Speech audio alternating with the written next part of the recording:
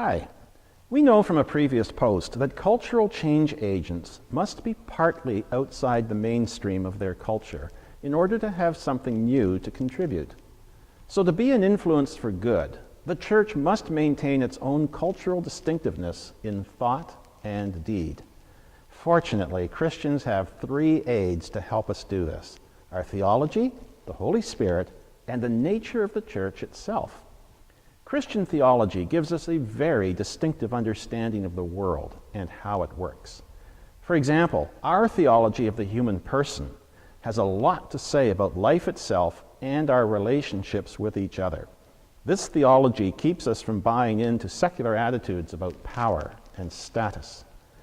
To help us apply our theology, we have the Holy Spirit as our guide.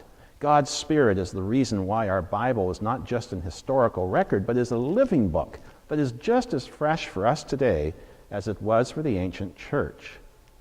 Now, the ancient church is a great example of the church as a cultural change agent. The Greco-Roman culture in the first century was quite at odds with Christian theology. While Christians had a high view of human life, everyone else had a very low view of life. It was cheap and expendable. For example, infanticide was common. Christians were the only ones who stood firmly against the killing of babies because of their theology. Another example, women had essentially no rights or freedom. Plutarch wrote that Greek men keep their wives, quote, under lock and key.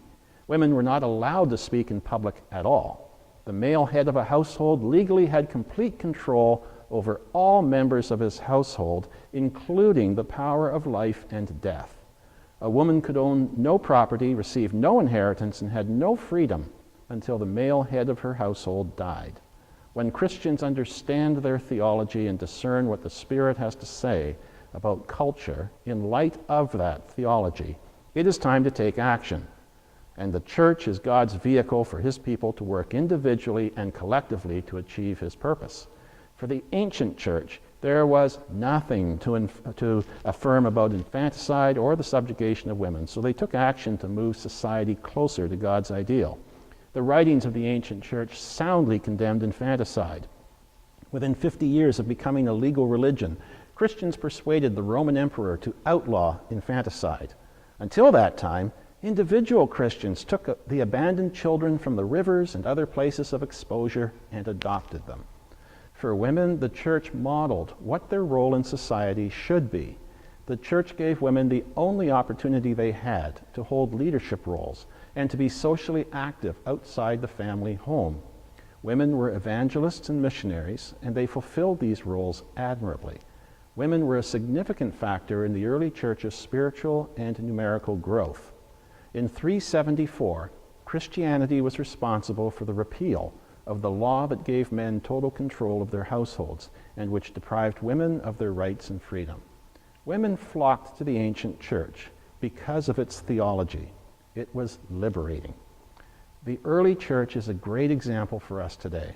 It knew its theology, discerned the Spirit's leadership, and then put their ideas into action for the good of the marginalized, the oppressed, and in fact for all members of their society.